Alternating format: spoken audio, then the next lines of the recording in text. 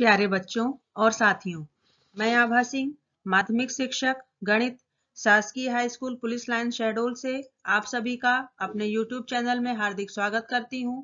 साथियों, आज हम बात कर रहे हैं लोक शिक्षण संचालनालय मध्य प्रदेश भोपाल के द्वारा सत्र 2021-22 की बोर्ड परीक्षा हेतु जारी प्रश्न बैंक पर आधारित कक्षा 10वीं के गणित विषय में पूछे जाने वाले सत्य असत्य के प्रश्नोत्तर के बारे में। इसके पहले मैंने 2 वीडियो अपलोड किए थे, जिसमें बहुविकल्पीय प्रश्नोत्तर एवं रिक्त स्थान के प्रश्नोत्तर के बारे में आपसे चर्चा किए थे। आइए शुरू करते हैं सत्य असत्य के प्रश्नोत्तर। पहला प्रश्न है, दो धनात्मक पूर्णांक a और b दिए रहने पर ऐसी अद्वितीय पूर्ण संख्याएं q और r विद्यमान हैं कि a बराबर bq प्लस r, जहां r 0 से बड़ा और बराबर तथा b से छोटा है। यह कथन सत्य है क्योंकि यह यूक्लिड विभाजन एल्गोरिथ्म में यह कथन आता है कि a बराबर bq प्लस r। अगला प्रश्न, एक प्राकृत संख्या का अभाज्य गुणनखंड उसके गुणनखंडों के क्रम को छोड़ते हुए अद्वितीय होता है। यह कथन भी सत्य है क्योंकि अभाज्य गुणनखंड जब किसी भी संख्या का किया जाता है तो वह अद्वितीय होता है, चाहे गुणनखंड का क्रम कुछ भी लिखा जाए। अगला प्रश्न, बीजीय व्यंजक x square minus 2 root x plus 7 बहुपद नहीं है। यह कथन सत्य है क्योंकि यहाँ पर x चर राशि में रूट लगा हुआ है, अर्थात घात इसकी परिमेय संख्या में है, इसलिए यह बीजीय व्यंजक बहुपद नहीं होगा। अगला प्रश्न, शून्य बहुपद की घात शून्य है। यह कथन असत्य है क्योंकि शून्य बहुपद की घात अभी तक परिभाषित नहीं की जा सकी है। अगला प्रश्न, शून्य बहुपद की घात अपरिभाषित है। यह कथन सत्य है, शून्य बहुपद की घात अपरिभाषित है। अगला प्रश्न, n घात वाले बहुपद के अधिकतम n शून्यक हो सकते हैं। यह कथन सत्य है क्योंकि बहुपद की अधिकतम घात जितनी होती है उतने ही उसके अधिकतम शून्यक होते हैं। अगला प्रश्न, दो चरों में एक रैखिक समीकरण के अनेक हल होते हैं। यह कथन सत्य है क्योंकि जब एक रैखिक समीकरण दो चर का होता है तो एक चर का मान रखने पर दूसरे चर के हमें अलग अलग विभिन्न मान प्राप्त होते हैं, इसलिए यह कथन सत्य है। अगला प्रश्न, रैखिक समीकरण का प्रत्येक हल उसको निरूपित करने वाली रेखा पर स्थित एक बिंदु होता है।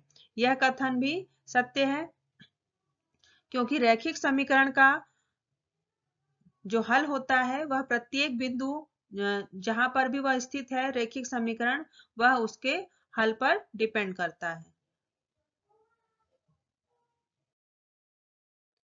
अगला प्रश्न, एक द्विघात समीकरण के एक से अधिक मूल हो सकते हैं। यह कथन असत्य है। अगला प्रश्न, समीकरण x into x minus 1 equals to 0 के मूल 0 और -1 होंगे। यह कथन भी असत्य है क्योंकि यहाँ जब x माइनस 1 इक्वल्स टू 0 को हल करेंगे तो इसका पहला मूल 0 होगा और x माइनस 1 बराबर 0 करेंगे तो इसका दूसरा मूल +1 होगा। अगला प्रश्न, समीकरण x square minus 4x plus 4 बराबर 0 के मूल समान होंगे। यह कथन सत्य है क्योंकि जब विविक्त कर बी स्क्वायर माइनस 4ac में इसकी वैल्यू रखेंगे तो उसका मान 0 आता है, इसका अर्थात इसके मूल समान होंगे। अगला प्रश्न, ax प्लस b बराबर 0 एक द्विघात समीकरण है। यह कथन भी असत्य है क्योंकि यह एक रैखिक समीकरण है जहां चर की घात 1 है। अगला प्रश्न, -2 2 -2 2 -2 एक समांतर श्रेणी है।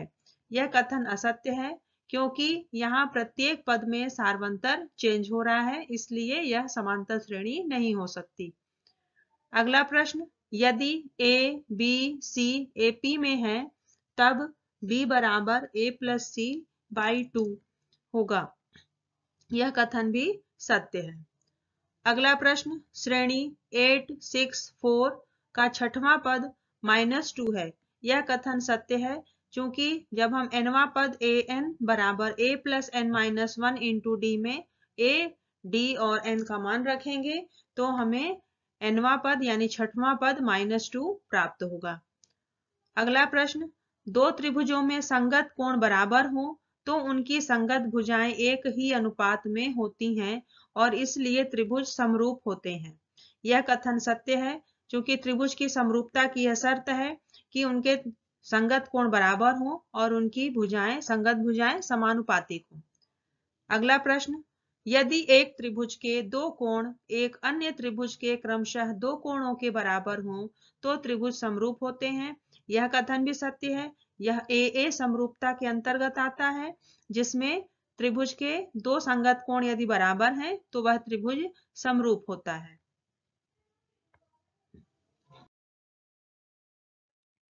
अगला प्रश्न, एक समकोण त्रिभुज में कर्ण का वर्ग शेष दो भुजाओं के वर्गों के अंतर के बराबर होता है।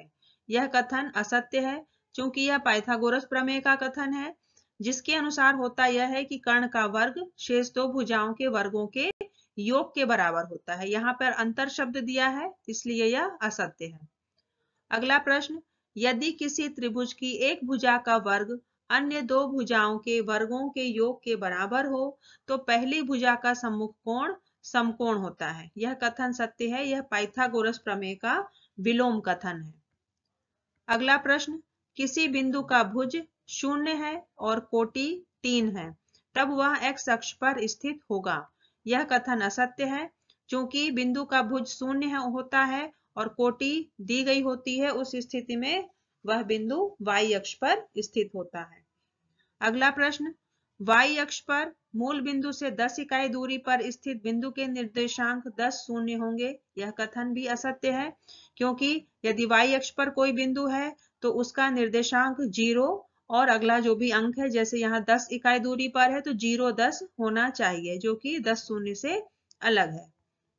अगला प्रश्न, बिंदु PXY की मूल बिंदु से दूरी √x² + y² होती है। यह कथन सत्य है। दूरी का सूत्र लगाएंगे तो मूल बिंदु से दूरी का सूत्र यह सत्य दिया हुआ है।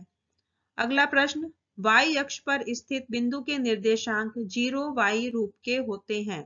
यह कथन सत्य है कि y स्थित पर अक्ष पर अगर कोई बिंदु है तो उसके निर्देशांक इस रूप में प्राप्त होंगे। अगला प्रश्न, वृत्त को दो बिंदुओं पर प्रतिच्छेद करने वाली रेखा को छेदक रेखा कहते हैं। यह कथन सत्य है। अगर वृत्त को दो बिंदुओं पर कोई रेखा प्रतिच्छेद कर रही है तो वह छेदक रेखा कहलाती है। अगला प्रश्न, वृत्त को एक बिंदु पर स्पर्श करने वाली रेखा को स्पर्श रेखा कहते हैं। यह कथन सत्य है क्योंकि कोई भी रेखा यदि वृत्त को एक बिंदु पर स्पर्श करती है तो वह स्पर्श रेखा कहलाती है। अगला प्रश्न, वृत्त की परिधि बराबर 2πr होती है जहां r वृत्त की त्रिज्या है। यह कथन सत्य है क्योंकि वृत्त की परिधि का सूत्र 2πr होता है। अगला प्रश्न, वृत्त का क्षेत्रफल πr² होता है जहां r वृत्त की त्रिज्या है। यह कथन भी सत्य है क्योंकि वृत्त का क्षेत्रफल πr² होता है। अगला प्रश्न, वृत्त के त्रिज्य खंड का क्षेत्रफल πr² θ/360 होता है जहां r वृत्त की त्रिज्या तथा थीटा केंद्र पर अंतरित कोण है। यह कथन भी सत्य है क्योंकि यह वृत्त के त्रिज्य खंड का क्षेत्रफल का सूत्र दिया हुआ है। अगला प्रश्न, अर्धगोले का संपूर्ण पृष्ठ बराबर 3πr² होता है जहां r अर्धगोले की त्रिज्या है। यह कथन भी सत्य है। यह अर्धगोले के संपूर्ण पृष्ठ ज्ञात करने का यह सूत्र 3πr² होता है। अगला प्रश्न, शंकु का आयतन 1/3πr²h होता है जहां r आधार की त्रिज्या एवं h शंकु की ऊंचाई है। यह कथन भी सत्य है। शंकु का आयतन बेलन के आयतन का 1/3 होता है। अगला प्रश्न, किसी घटना की प्रायिकता 1 से अधिक नहीं हो सकती है। यह कथन सत्य है क्योंकि प्रायिकता का मान हमेशा 0 और 1 के मध्य में स्थित होता है। अगला प्रश्न, किसी घटना की प्रायिकता 1 से अधिक हो सकती है। यह कथन असत्य है। कभी भी किसी भी घटना की प्रायिकता का मान 1 से अधिक नहीं हो सकता। अगला प्रश्न, किसी घटना की प्रायिकता ऋणात्मक नहीं हो सकती, यह कथन भी सत्य है, क्योंकि प्रायिकता 0 से कम नहीं होती, इसलिए प्रायिकता का मान कभी भी ऋणात्मक नहीं होता है। तो साथियों, आज के इस वीडियो में हमने देखा जो महत्वपूर्ण सत्य असत्य के प्रश्न हैं, जो प्रश्न बैंक में जारी किए गए हैं विमर्श पोर्टल पर लोक शिक्षण संचालनालय भोपाल के द्वारा। तो उन सभी प्रश्नों का इस वीडियो में कलेक्शन किया गया है। उम्मीद है आप सभी इन्हें कॉपी में नोट करेंगे और परीक्षा के लिए तैयारी करेंगे। हम मिलते हैं अगले वीडियो में, जिसमें हम महत्वपूर्ण एक शब्द या वाक्य में प्रश्नोत्तर के बारे में चर्चा करेंगे। तब तक के लिए टेक केयर, धन्यवाद।